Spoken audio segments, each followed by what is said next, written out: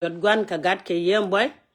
en mama mwali ne ka dia Europe kana Africa ka chiang ka America kan Canada ka run wang ka Australia ka ne chia ka war magwa kwar mala poskondial ne ka dia la pan ga kan binti ko law nuer kan dar jakan en man nya burjo kila te ka gwam te di goro bana ling di me changa dan cha kon ka te ko do ko kama bana ko ling no kura ba ko la ban kama te goro ba bareida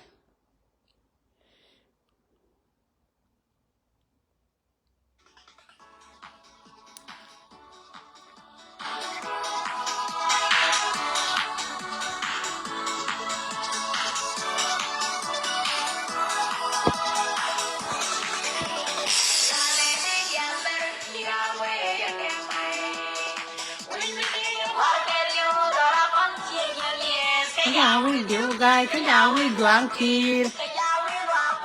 when my joey wuni when gumre ti sa kantin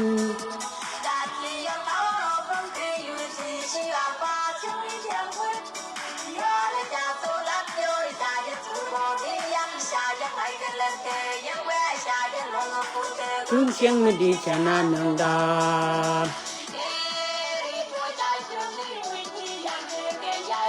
Yale ne dian mer kama Elizabeth Kemen yol ke bi me bol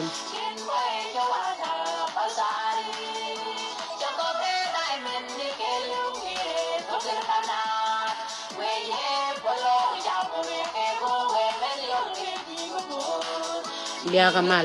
lo de tenen dun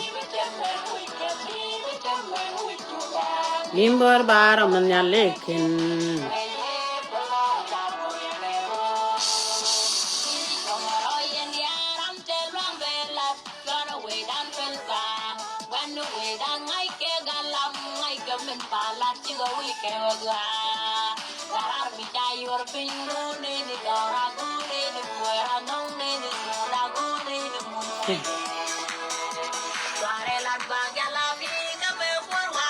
Jen berwe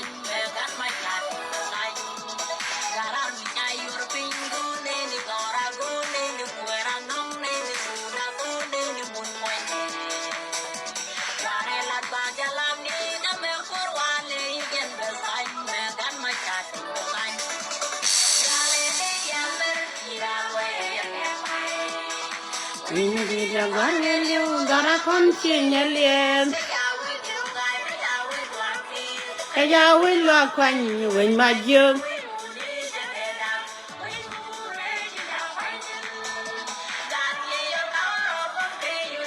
Sial ba se wi dial gwet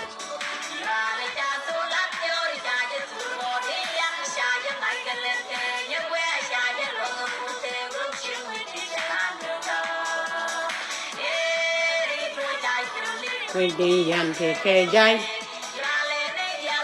Yual boy ya kang mai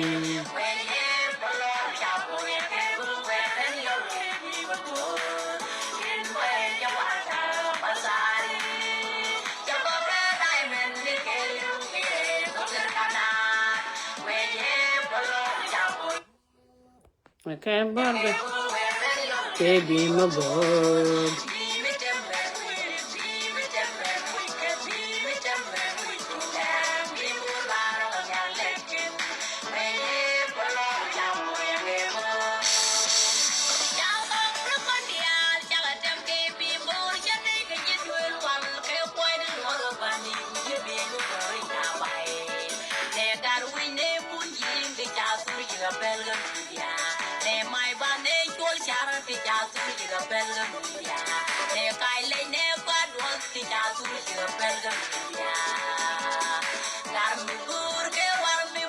Ke bi mo bol nya bangun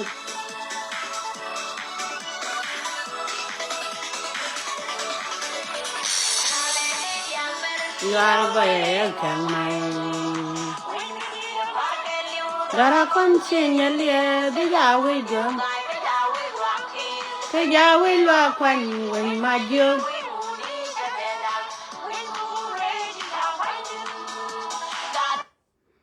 Gwa long ban dia no ban e nyoka liang goro ba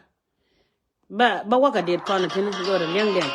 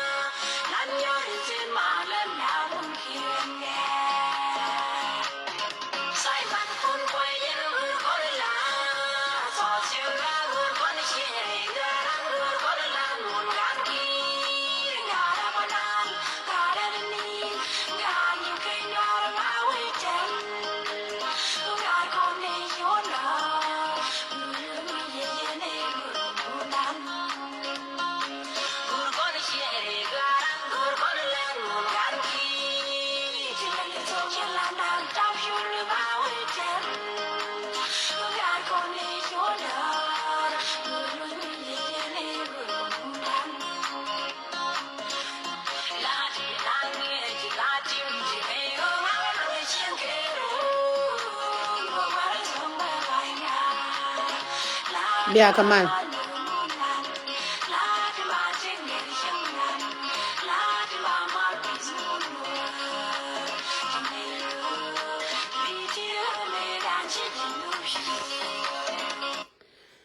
Gwa long cha kon dial nyoko ner ne kon nyal ten go chulare te dan mama mwal dial. Me kama di tirar ngode te di do ken bia nyoko liang tamana. En go ga de konte point kan ka ga de konten go. Kine ye point me dana ka yen jang point ne ye ko ka yen nuere. Daran dan to ga ka benti o bagalo nuere bador je kan. A ware we mi chwala fan gak. Ken ayot. Ne dial ger ke ken yen ga de bine te hukum. Tamda daran ger galo. Kan yen. Changaranda wanda ngata me nga ga igwe jalo ji ngak damadan ela je kine le je kom nong ne yen nong kan yen. Mala dwar kwala daga sok. Milong ne ke ye jene akono kono ngode ne nago kata yen ko kum. E ngode ne dor mi chala nuero kata yen ko kum. Te jaro lo ko te ko kum te politician ko do kum. Te de jigla pije no nguche dore jato ko mawana dor mo nguche la da mane. Wun mi chala chel fakir mirana gweje. Ala jan charri charka ja lenya master degree na. Kalanya doctor dialan to ko junu ka fel ente ga ja. La na tinyin wan ne konyal ala win mona me pel ala gwar ko ne ku chelot gwadaran ji non cha gware te na ma che degree che ku cha chelot yanke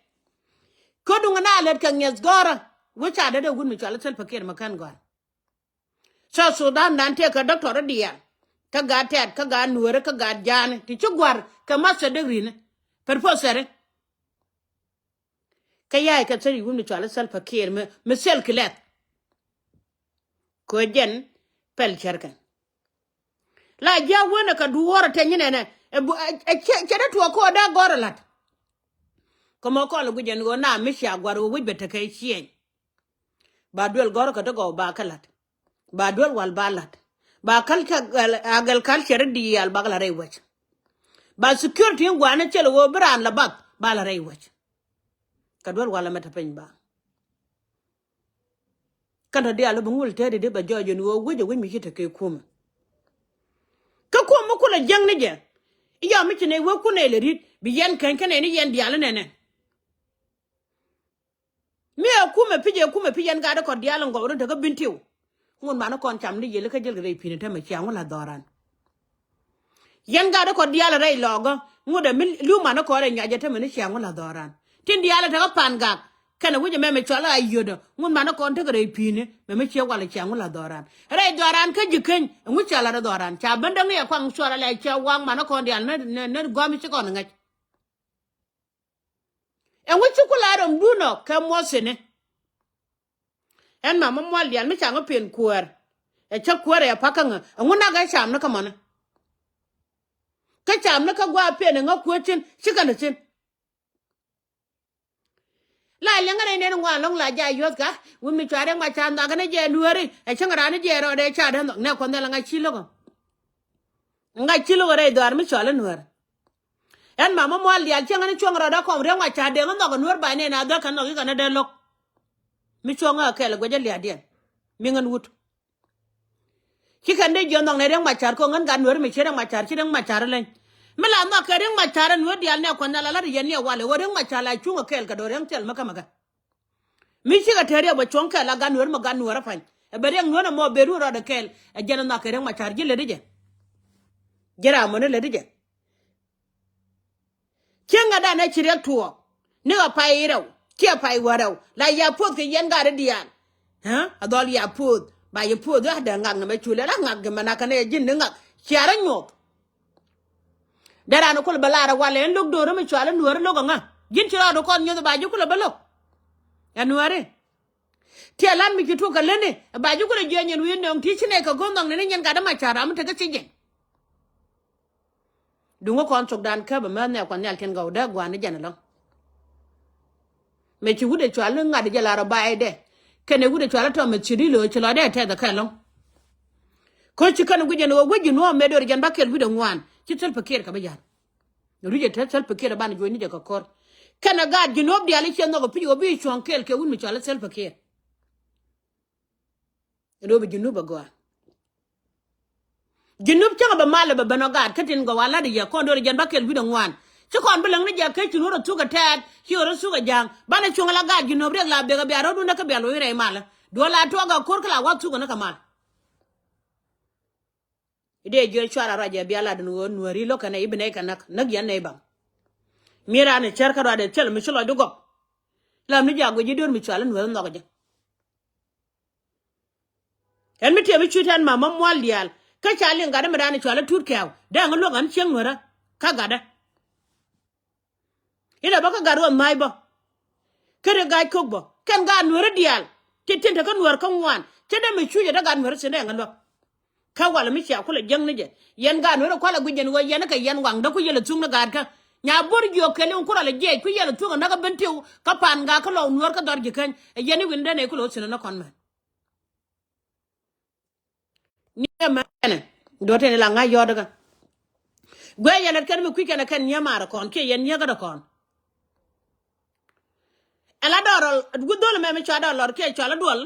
tera mde la dol da ni ichi agada kon gan wer kan wan dial mi che ban ka kon agadan ni chi da raw de kon tem bi gwa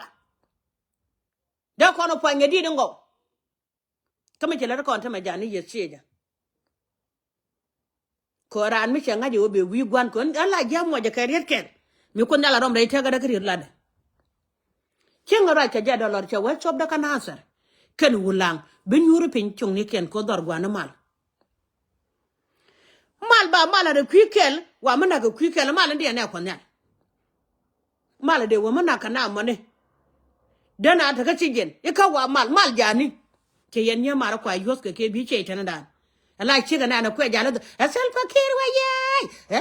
tal fakir mi ce ko tolte dal ba kam je jin ce ga ku ko ke ngadan menen win ka pedbo ke jin do nan la my good country nan men lu ga pedbo bi ala ro man country ta ga man kam yu tin ne gun mi chala tal fakir ne ko la ka be ta my good ba bun tin rol buni ti ka be na ter ba bun tin rol buni te ka be je wulang ba bun tin rol buni mele tal fakir kon jane te ga to gor e pon be karwa de wo cha ko kama kwala mi kwa ta ga re na de kenga yo wa gar ken ne tane ngulo da kanga mane ke shore sun ko ka media cha ne win mon ke lew ke me selot win mon mana da ban cha wo shek da de kel ko guda be lo ke gwa e kon shub sene ta kon gwa ta tin mama mal dial cha na ngot chi kon ngora la ga de nyen ta na cha na chi kon dong emiti emina gad kon da kon ban yal kon mane bana la ka ken hunin go chwara gadi chwara kanak me yana lingola na chwal ke chi nyu chwal na ga che kon bara mat ka lagban hunin kon men lagban ne ken bara mat kelet ken ga ni gad guru ku support ke dol me chwal ler joga ken kana dollar ka gad kon ken ya kwan do ran kon di ken ya nang dol gore ko cha kwan la wala ken kan tinu kon da ngwan e wini cha dol nang dol go tinu ya la kwan ne wal ka wulang ne wal ka naser ne wal ka my wood ne wal ka longo chuk e wini cha ka nang sina na kare gai cook medan me cha ben che jung nyoro yogon go che mar we gwara a cha ye no gwana gwara gure cha la bul mene doctor bul men cha la ro pai wal ka cha ba chum nyal gorian ka ka tin ba ka no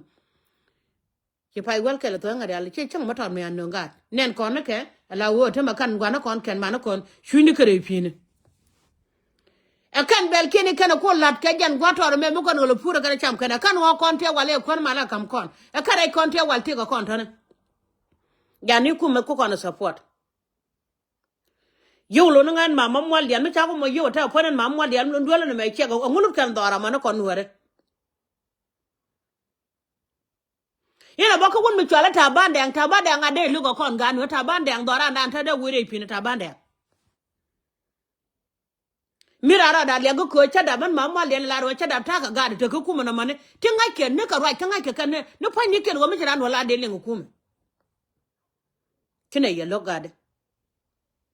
mine but ko rai duni chiang wona ka ne ga ka chel miridian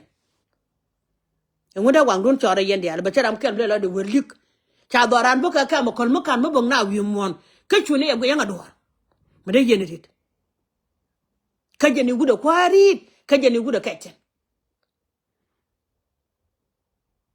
Chawa kon pe ni ka tin wan cha ga pe ka panga.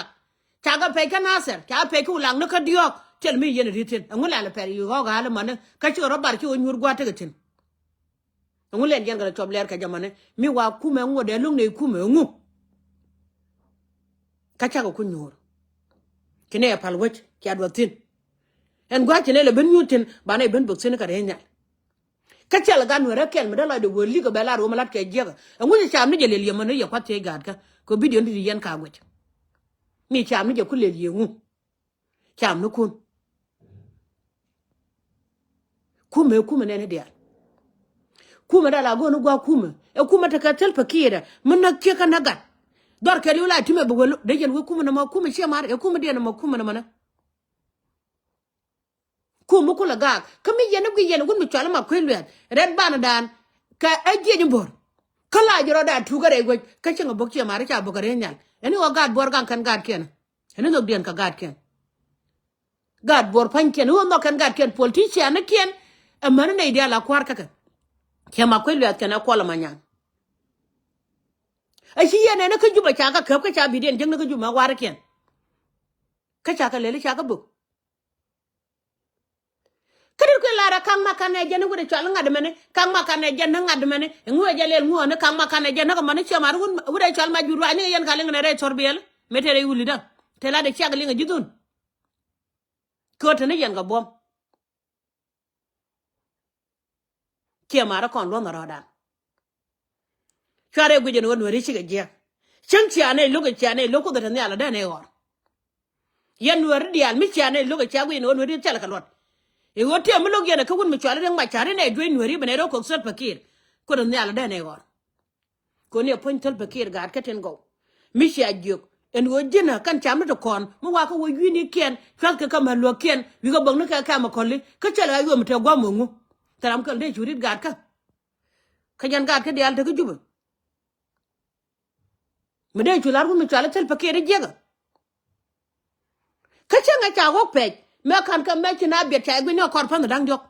ete me de ku me je di teleje me chi kara won ka diong da kor me chi lo ka tin ti an ko ni do ya tu ka na me chi go kien me kan ga lo jok ki ma kan san kien dia lo jok ne me de na ben bo ga je chi ma ra kare nyal ka de ben wa dollar a lor ke bo ga na chi dollar ku bre gwi me chala ma ka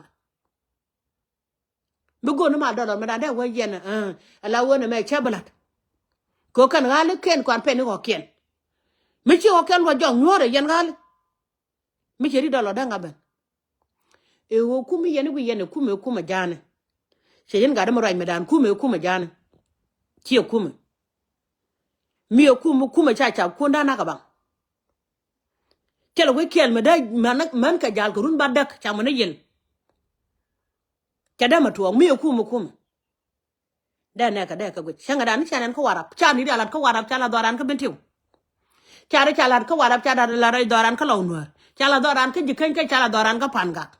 ani wo kwara gwane yo la kwelke ko sundungne cha ka makwal yan ga no re ba ko ko sundungne kun me jine yo kuma jen ga da me chira nyanda raji ka den ta golo ri da ba chana lok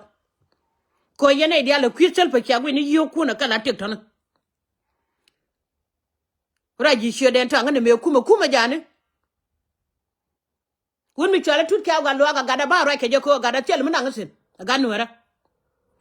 garo ma ba ra ja gada tel mana ngchen kun po ba ra ja gada tel mana ngchen mana ga nei bene ra ke ko ga gad ko tel gwa ji gchen ke ga du chu gor ka gad ko te me ngai ka e ma da kwala ma nyang ma te chine de ro ku dien ko che gad ko ka jang me ma kwen le ma bu bul me na te ji chen de pai ku chen ku nei ka chine ka ngai ba wi ka gad ko ka gad ko be jeng nei de la ju no gadu chwa ju no gad chen ko da dien ngai nei ka ga no re mana kana ibne barar ka war kana changdar man mi ko jawo ba cha wala je ne kana guje godo re na gwa ya wini bi wuce na ngodo ba ga choli ga anwara wini bi wuce na kan gade di ku ban nyala den to an ko ngu jin cha ga mala de lang li ngeje an chen da nan ci ga prere ko bi bi ne re ko ba jak ba kala leng ba ko ra mo ngaje lo je no ko war gun mi chala tel fakire ci jang dial ko te jang no go wote matemat ko kon te ka ayo ti la den wore jega mema kwa yo ko lo cha mo gun mi chala yor ma seben e che wede cha galat kan kwa kindi ci jiye gba ga no so dan rang daran kele udam no kon dial kwa kala nong Uganda ko gad you know kala paka chicken gor we pa we ga ne kon chenga che mare che chala dun go ka Kenya me cha ga pen piu kuma Kenya mi yene ko ra thok ka chal fakire gun mugwa we chu we ga ne kon wi mon ena ga yenta ka so dan ti la ban go ka ne wi cha ra mane pe da wa ayo tino ke lu chel me na kuma so dan tin mo de yene chal fakire gun me da so dan me da rwa kuma cha me jane che ka kana ji dare che God, you know, ko kente to gwana kora mater e ka liwo jak e jen woru jen tatal pakir cha jak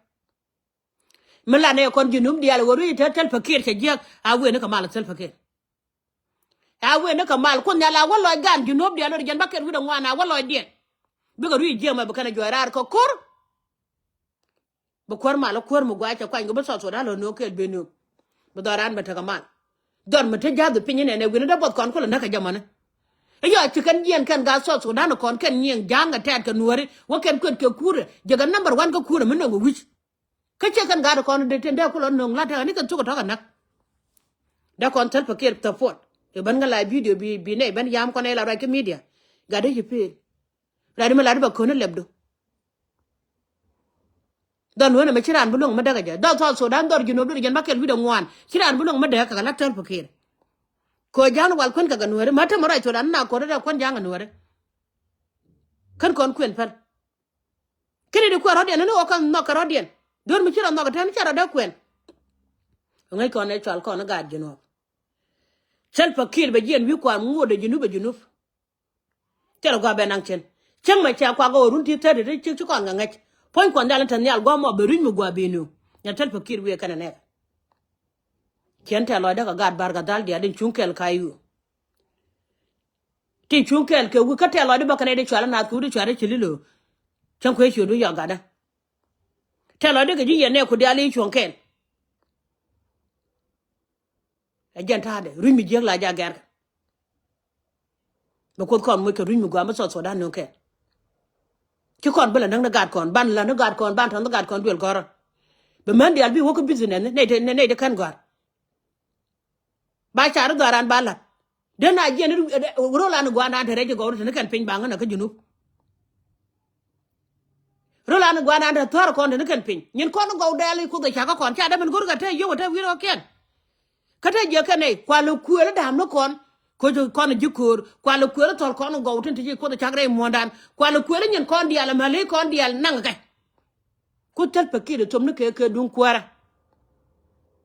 kore da ne wa chu gwan cha kon bani weje barga dale dial cha bani weje bedo dai weje chu gwan kule jen wi kore aram de nyogo no kore ya mare ni yen medan yene to yala ro ra me che junub che belongo we gwar kon ga junub me che garang me che liwa jen gan ma cha wi kwa ni gan ma cha nu ro tok de wa ngangur ko do jen bakel wi da wan bar ro tin kuma ye dung ram kel ala de ye che dung ja ne ka che dung ro ka che dung tet ko do jen bakel wi da wan e kamara ka jala bar wi tin ko dia ra la jigun wona modunda mi ci ngangu do ci to rej ba kam ngang na mi ngangu do ci to rej ba kam ngang ko kon gad jino tara ci ta lum nangu metare medan ater ganyen kwa gino bi al ci do pa ko kanu ni jor fenchen conservation ci la da kur ya la tirga di subsin gene goran man nya bor jogo me chara kana man naga yen dial yen gad jino ama gad jani chunke la lat gno go mela tal pakire naga na banga shagwa naga jagada lan no go so da na ro shinek sen ba e junub a chunga la junub ni ate mi yen gu yen ka wiro ke ne go be den mi jen ka kon ko ta nyen kon ke jen yo ga na ma ta mane da kon go ko chu nu ko ri lu je so ka mu na ko ro dan ga jamane run ba je ga rin mi telot rin mi ku gwana ngak mi tele nu wido go na naga ni jen la we wiro ken ba da po je re na ra mi chi je re ke na ke lu ye tu ko mu na tieng na ga ga na go mu ga da lo na ga ko mu ta di ko ra mane ko ma tel jalwa ko ba ne ka ba kala gwe ram na ka malay ma o gwa ma che ga jitin ba na go ong nuere kai chab la chab ke de jong ne ye wo ju no ban gwa ka sok telo kon mal ela me che ngadan cha ko la che wo tel pir ko tel pakir ko no yan ba kel wi do ngwan kon ya la kon gad ke wo na bot kon wo rien kon jen tete de mane ka wala me che je na kon wi mon ke lo para pin ling do ne ka naga ne me mi shi kon mer ko dan ba su kon gad jino ke mi tel tar ke mi tel tar yang matot mi tel tin e chan kel gane ko ni chor na bu jal bu te dien ka benene ko shi kan bu ne me mi telot de jong no manda baten go ken gado ko ni sheje golet ken mi ku kelode tana ka support akaro ku support ken ko dien ko ching no wala support mi gwa cha support mi je ko ching lo de la do la kalia ni ta ko ni dial ti do le me ko ne dial gwa de la ko chen yi do mi chene ne Facebook agade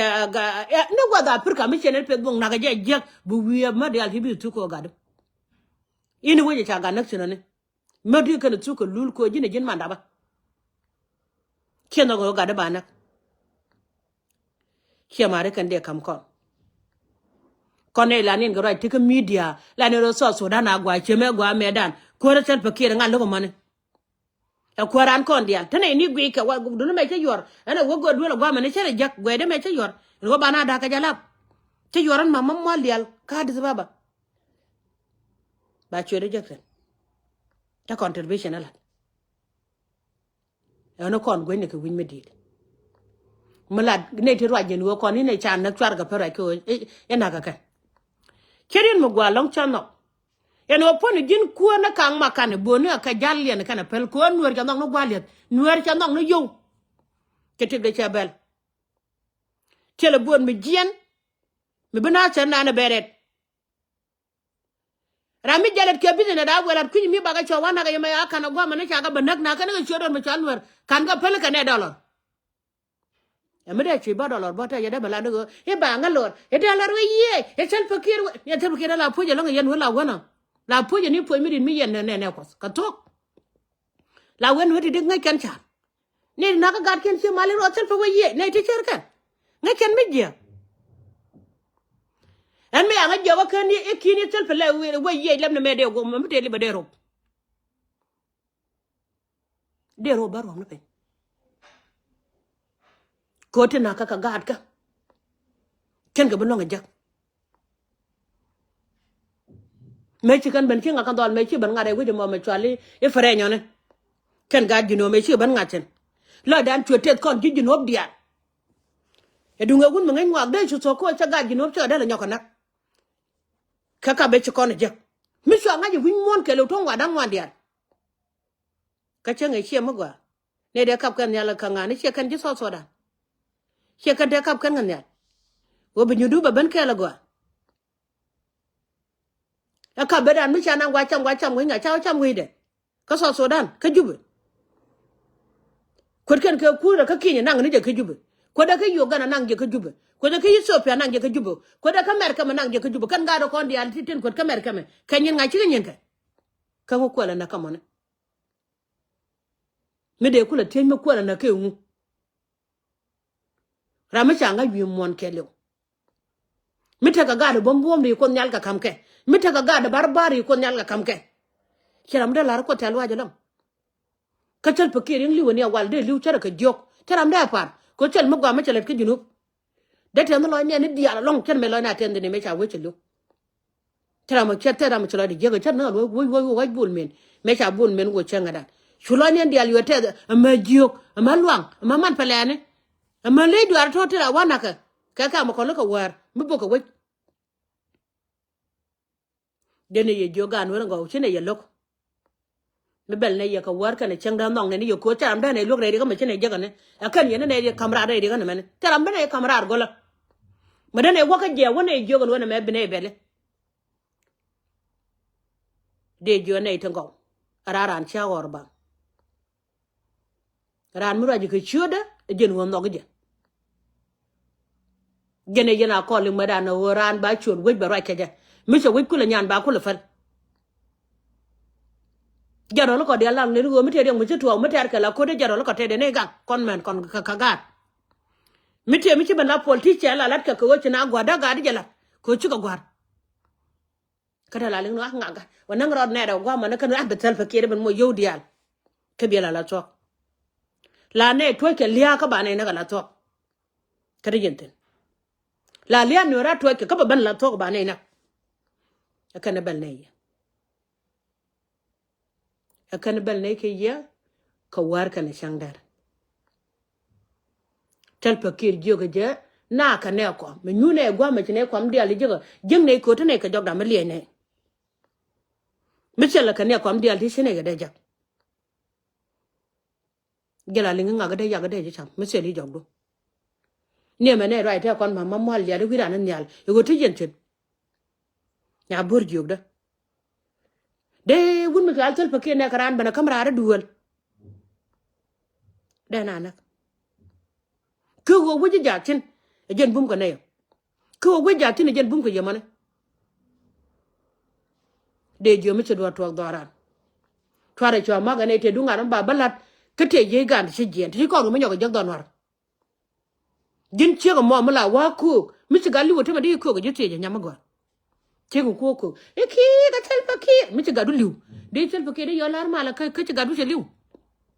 ka gan nyum mo de ci liwa che gadu ani ci ru de pa banwan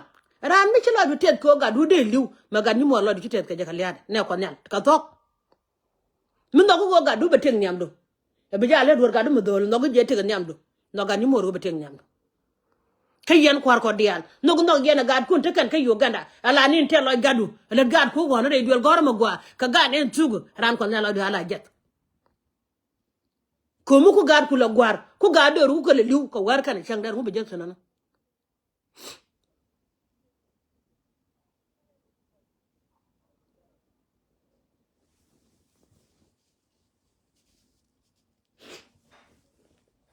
let kon ko dor tat video da baga kon nel podien dia